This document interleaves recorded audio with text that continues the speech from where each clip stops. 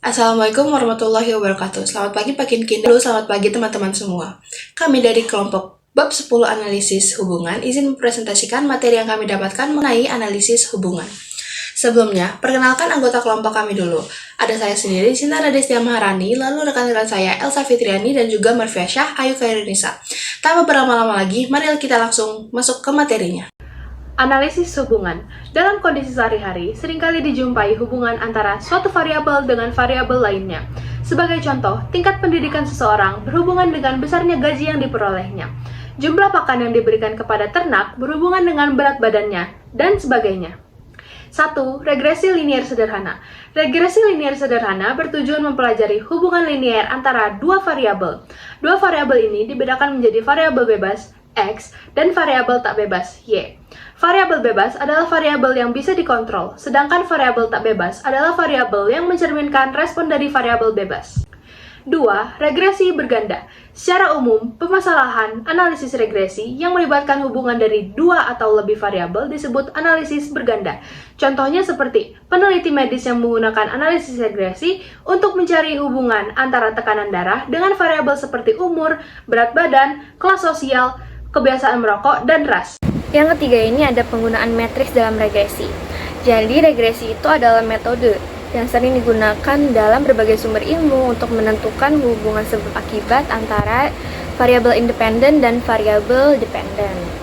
Penggunaan matriks dalam regresi ini seringkali menjadi kesalahan karena terutama pada regresi dengan lebih dari dua variabel. Karena pada umumnya sumber referensi yang sering dicantumkan itu hanya menyediakan regresi dengan dua variabel bebas saja. Nah, untuk menyelesaikan masalah regresi lebih dari dua variabel, kita perlu menggunakan matriks sebagai alternatif. Nah, untuk menyelesaikan masalah regresi dengan sampel yang lebih kecil, kita perlu menggunakan notasi matriks dengan titik awal interval X dan titik akhir interval Y. Yang keempat ini ada bunga rampai regresi OLS. Dalam regresi OLS, model digunakan untuk memperkirakan hubungan linear antara satu variabel independen dan satu atau lebih variabel independen dengan tujuan menemukan koefisien terbaik yang meminimumkan jumlah kuadrat regresi 2. OLS menggunakan metode kuadrat terkecil untuk mengestimasi parameter dalam model regresi. Untuk menguji pengaruh variabel independen terhadap variabel dependen, total variasi yang digunakan itu terbagi menjadi 3. Yang pertama itu ada jumlah kuadrat total, yang kedua jumlah kuadrat akibat regresi, dan yang ketiga ada jumlah kuadrat galat. Selanjutnya yaitu analisis kerahatan hubungan. Dalam hal analisis kerahatan hubungan, analisis korelasi paling sering digunakan dalam statistika. Nyatanya, ada lebih dari satu analisis korelasi yang dapat digunakan tergantung pada skala pengukuran datanya. Koefisien korelasi persen digunakan untuk mengetahui tingkat derajat kerahatan hubungan linear antara dua atau lebih variabel yang minimal berskala ukur interval, dan terbagi menjadi 2, yaitu analisis korelasi sederhana dan analisis korelasi berganda, sesuai dengan jumlah keterlibatan variabel. Pertama, ada koefisien korelasi sederhana.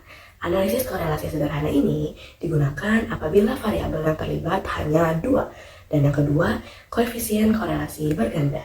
Sedangkan analisis korelasi berganda digunakan apabila variabel yang terlibat lebih dari 2. Yang ketiga, regresi kurvilinear. Hubungan antara fungsi X dan Y dikatakan tidak linear bila mana laju perubahan Y sebagai akibat perubahan X tidak konstan untuk nilai-nilai X tertentu. Dan yang terakhir atau yang keempat, koefisien korelasi parsial. Pada koefisien korelasi parsial ini, diukur korelasi antara dua variabel dengan menjaga agar variabel lainnya tetap konstan. Dan juga ada rumus untuk koefisien korelasi. Koefisien korelasi atau yang dilambangkan dengan R sama dengan jumlah dari nilai X dikurangi rata-rata X dan dikali dengan nilai Y dikurang rata-rata Y dibagi dengan akar dari jumlah kuadrat selisih X dan Y. Selanjutnya, materi yang keenam atau regresi kurvilinear. hubungan antara variabel bebas X dan variabel terikat Y tidak selalu linear. Dalam banyak fenomena, hubungan X, Y bersifat kurvilinear, membentuk sebuah kurva. Contoh, hubungan waktu belajar dengan kemampuan memahami materi, dosis pupuk dengan hasil panen, atau biaya iklan dengan volume penjualan. Fenomena ini sejalan dengan hukum diminishing marginal return. Tambahan input tidak selalu memberikan tambahan output yang sama besar. Dan regresi kurvilinear ini memiliki model dasar, yaitu Y sama dengan A ditambah B dikali X ditambah error. Dengan Y yaitu hubungan antar variabel terikat, dan A sebagai konstanta atau titik potong Y yaitu nilai X dan nilai 0, dan B koefisien regresi atau beta yang menunjukkan perubahan nilai Y untuk setiap perubahan 1 unit pada variabel X. Dan E atau error adalah istilah kesalahan atau residual yang mewakili bagian dari Y yang tidak dapat dijelaskan oleh X. Yang ketujuh ada analisis regresi untuk variabel kualitatif. Variabel dalam hubungan regresi ini bisa berupa kuantitatif atau kualitatif.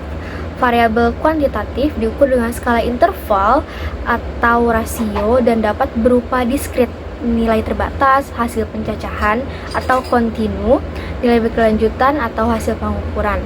Sedangkan variabel kualitatif diukur dengan skala nominal atau ordinal, tidak memiliki satuan ukur dan biasanya disebut variabel kategori. Perbedaan tipe kuantitatif dengan kualitatif ini mempengaruhi model regresi, walaupun perhitungannya ini hampir mirip.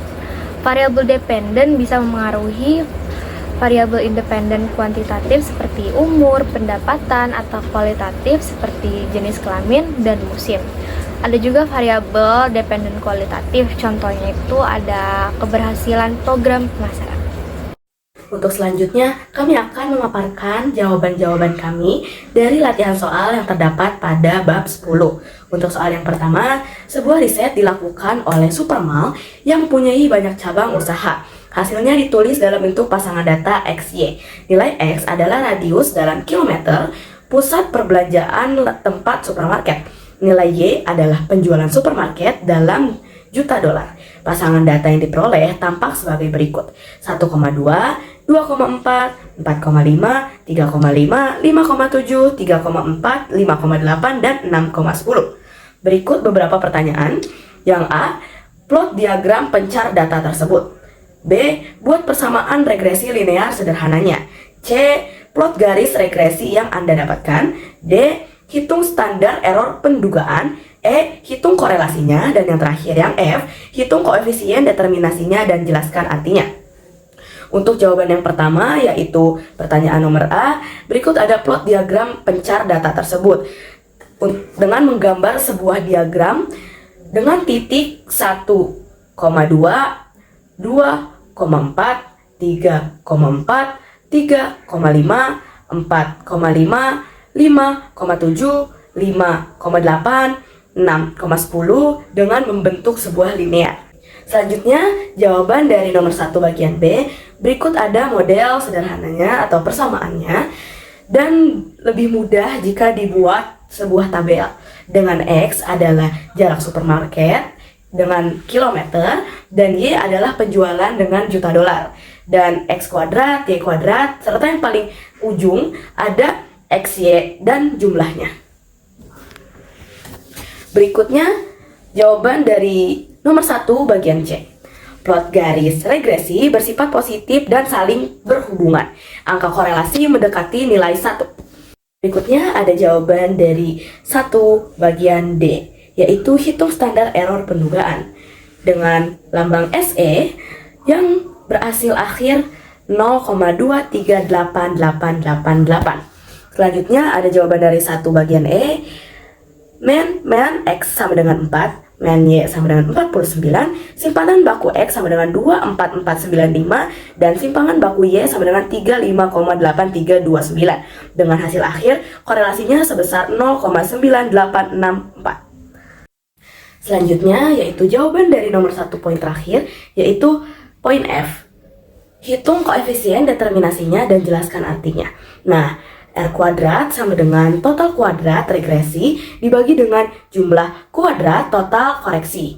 Dengan hasil akhir 0,78 yang diubah menjadi 78%. Oke, selanjutnya ada pemaparan jawaban dari soal nomor 2, yaitu berikut ini data berat mobil yang dilapangkan dengan X dalam 1000 pon dan konsumsi bahan bakar yang dilapangkan dengan Y dalam mil atau galon.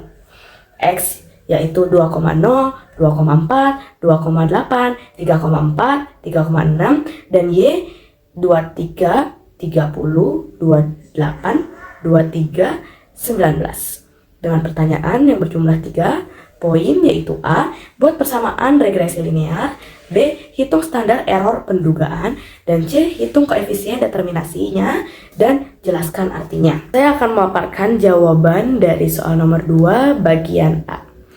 Seperti halnya di nomor 1, ada model persamaan yang bisa menyelesaikan soal ini, yaitu N dikali sigma XY dikurang sigma X dikali sigma Y dibagi N sigma X kuadrat dikurang sigma X kuadrat dengan hasil akhir 0,77455. Untuk selanjutnya ada jawaban dari nomor 2 bagian B, yaitu hitung standar error pendugaan. Untuk rumus SE itu akar sigma Y dikurang Y kuadrat per N dikurang 2 yang menghasilkan 0,337. Dan yang terakhir ada jawaban dari soal nomor 2 bagian C, yaitu hitung koefisien determinasinya dan jelaskan artinya.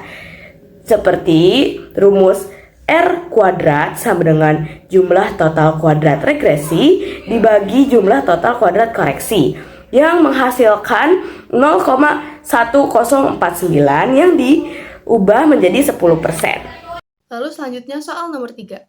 Bagian riset pemasaran ingin melihat hubungan antara biaya iklan X dalam jutaan rupiah dengan penjualan Y dalam jutaan rupiah. Hasilnya, N sama dengan 10, sigma X sama dengan 320, sigma Y sama dengan 250. Sigma XY sama dengan 9.415, sigma X kuadrat sama dengan 12.400, sigma Y kuadrat sama dengan 7.230. A. Buatlah persamaan regresinya. B. Bila perusahaan punya dana untuk iklan sebesar 10 juta rupiah, buatlah peramalan penjualan. Baik, untuk jawaban 3A, Y sama dengan A plus BX. B sama dengan N dikali sigma XY dikurangi sigma X per N dikali sigma X kuadrat dikurangi sigma X kuadrat. B sama dengan 10 dikali 9.415 dikurangi 320 dikali 250 per 10 dikali 12.400 dikurangi 320 kuadrat. B sama dengan 94.150 dikurangi 80.000 per 124.000 dikurangi 102.400. B sama dengan 14.150 per 21.600. Hasilnya, B sama dengan 0,6.550. Baik, selanjutnya jawaban 3B. A sama dengan sigma Y dikurangi sigma X kuadrat per N. A sama dengan 250 dikurangi 0,6.550 dikali 320 kuadrat per 10. A sama dengan 250 dikurangi 62,72 per 10. A sama dengan 67,72 per 10 atau 6,707. Y sama dengan A plus BX. Y sama dengan 6,707 ditambah 0,6550X. Y sama dengan 6,707 ditambah 0,555 dikali 10. Y sama dengan 67.076. Selanjutnya ada soal nomor 4. Seperti tabel yang di samping, data berikut adalah pencatatan banyaknya batang rokok yang dihisap dan jumlah gelas kopi yang diminum. Atas dasar informasi tersebut, carilah nilai A. Koefisiensi korelasi. B. Bila mana ingin dibuat persamaan regresinya, mungkinkah? Baik, selanjutnya adalah nomor 4A yang dicari koefisiensi korelasinya. Lalu, untuk mencari koefisiensi korelasinya, kita dapat menggunakan rumus N sigma XY dikurangi sigma X sigma Y per akar N sigma N kuadrat dikurangi sigma N kuadrat dikali N dikali sigma Y kuadrat dikurangi sigma Y kuadrat. Kita dimasukkan saja menjadi 10 dikali 56,5 dikurangi 13 dikali 14 per akar 10 dikali 19,5 dikurangi 13 kuadrat dikali 10 dikali 225 dikurangi 10 dikali 225 dikurangi 45 kuadrat. Lalu untuk soal 4B, bila mana ingin dibuat persamaan regresinya, mungkinkah? Menurut saya tidak mungkin karena keterangan berikut diketahui bahwa hasilnya 0 sampai 0,5 yang termasuk korelasi lemah. Selanjutnya, soal nomor 5. Untuk meningkatkan pemahaman Anda tentang topik analisis regresi dan korelasi, buatlah suatu simulasi tentang permasalahan umum yang Anda jumpai dalam kehidupan sehari-hari. Kemudian, atas dasar hipotesis yang Anda buat, bentuklah suatu persamaan regresi linear.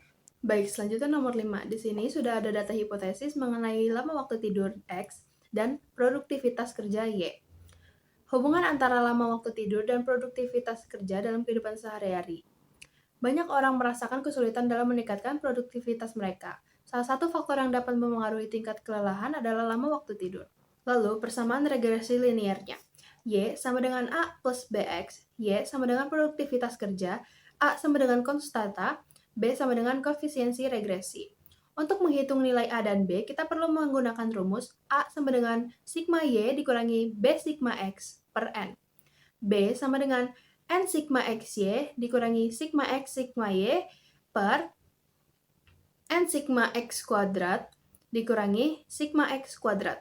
Dari rumus itu, kita dapat mengetahui sigma X sama dengan 45, sigma Y sama dengan 460, sigma XY sama dengan 2970, N sama dengan 6. Lalu tinggal dimasukkan saja ke dalam rumus A sama dengan 460 dikurangi 3,5 dikali 45 per 6 sama dengan 67,5.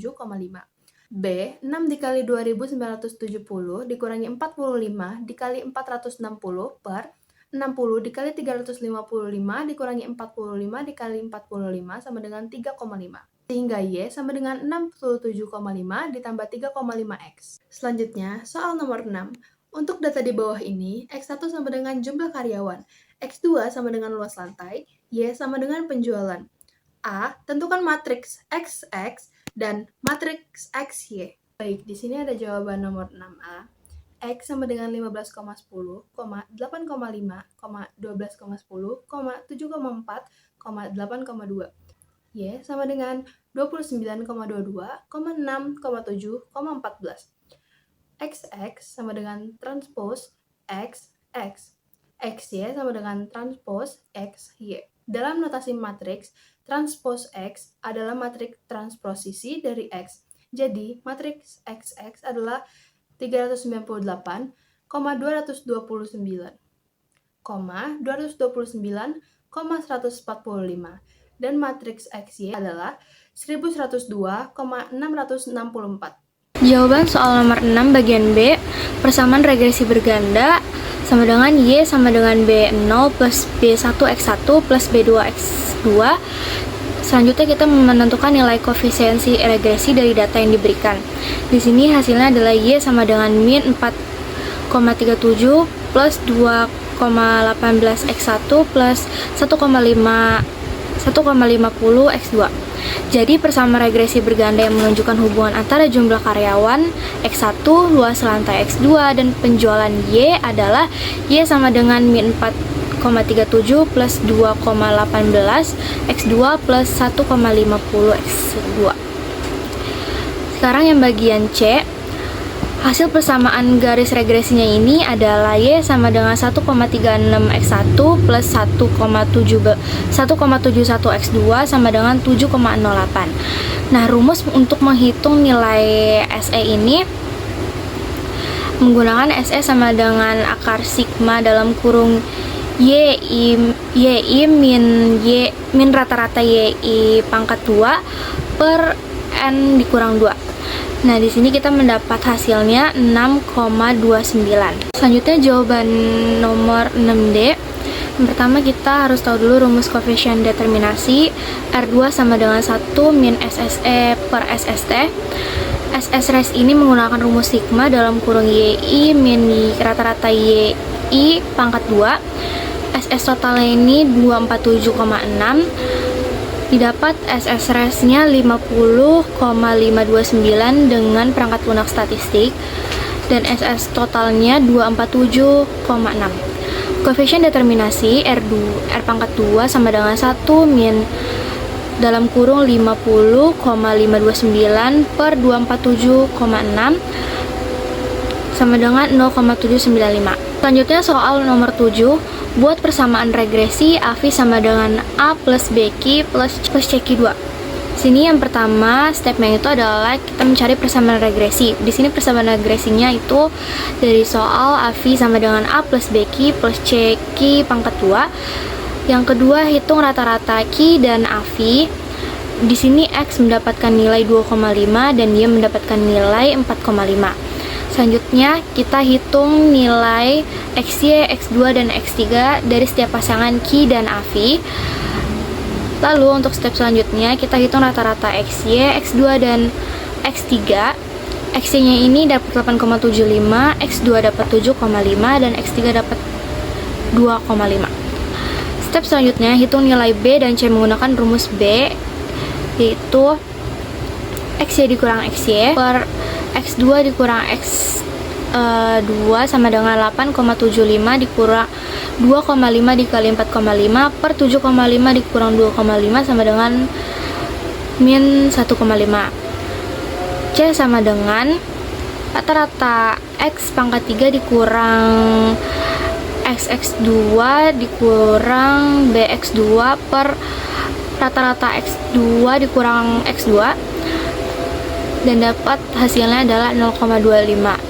Step selanjutnya itu hitung nilai A dengan rumus A sama dengan rata-rata Y dikurang B rata-rata X dikurang C rata-rata X pangkat 2 sama dengan 4,5 dikurang dalam kurung min 1,5 dikali 2,5 tutup kurung dikali min 0,25 dikali 2,5 pangkat 2 dan hasilnya adalah 8,375.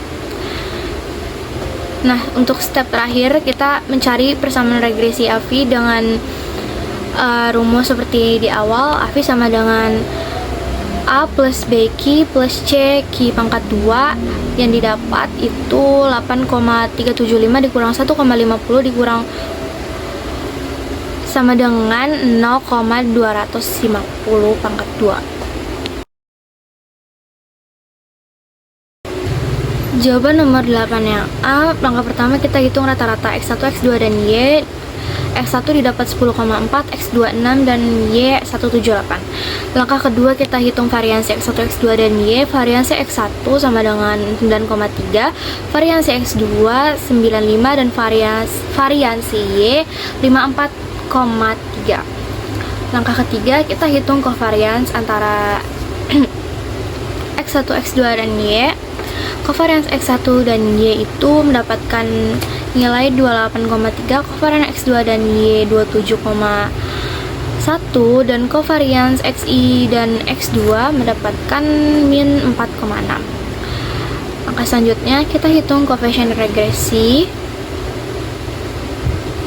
B1 covariance X1 dan Y per variansi X1 sama dengan 28,3 per 9,3 sama dengan 3,04 didapatkan 2,85 hasilnya. Masih lanjut yang nomor 8A, konstanta regresinya itu mendapatkan hasil min 9,992. Lalu untuk step terakhir kita hitung susun persamaan regresi linear dan didapat persamaan regresi linearnya itu adalah Y sama dengan min 9,992 plus 3,04 dikali 1 plus 2,85 dikali 2. Ini ada jawaban soal nomor 8 dan B. Pertanyaannya itu adalah ramalkan nilai Y berdasarkan persamaan yang terbentuk pada poin A. Sini kita hitung persamaan regresi linear berganda. Ini rumusnya adalah Y sama dengan B0 plus B1 plus B1 X1 plus B2 X2. Rata-rata X1 nya itu 10,4, X2 nya 6, dan Y nya itu 17,8. step kedua, variansi dan kovariansi dari X1, X2, dan Y. X1 mendapatkan hasil 8,3, X2 10, dan Y 68,3. Untuk kovarians X1, X2 mendapatkan hasil min 7,5, kovarians X1 dan Y mendapatkan min 27,5. Selanjutnya kita hitung koefisien regresi. Untuk koefisien regresi B1, kovarians dalam kurung X1, Y per variansi X1 sama dengan min 13,3 per 8,3 sama dengan min 26. Lalu untuk B2 nya juga sama, min 26, dan B0 nya itu didapatkan 36,56. Jawaban nomor 8C soalnya adalah tentukan besar koefisien determinasinya dan interpretasikan. Hitung rata-rata mean dari setiap variabel didapatkan 17,8. Lalu selanjutnya kita hitung variasi X1 didapatkan 14,3 dan variasi X2 nya 10,8. Selanjutnya kita masuk ke step kovariansi X1 dan Y. Hasilnya itu adalah min 20,1, kovarians X2 dan Y hasilnya min 22,9. Lanjut untuk step terakhir, kita hitung koefisien determinasi R2 sama dengan kovarians X1, Y plus kovarians X2, Y pangkat 2 per variansi X1 kali variansi X2. Di sini kita dapat hasilnya 0,548. Sebelum kami mengakhiri presentasi PowerPoint kami, saya akan bacakan kesimpulan dari materi yang telah kami buat. Analisis hubungan dalam statistika bertujuan memahami keterikatan antar variabel, baik sederhana maupun ganda, melalui korelasi, regresi, serta uji signifikasi. Koefisien determinasi digunakan untuk melihat sejauh mana variabel bebas menjelaskan variabel terikat.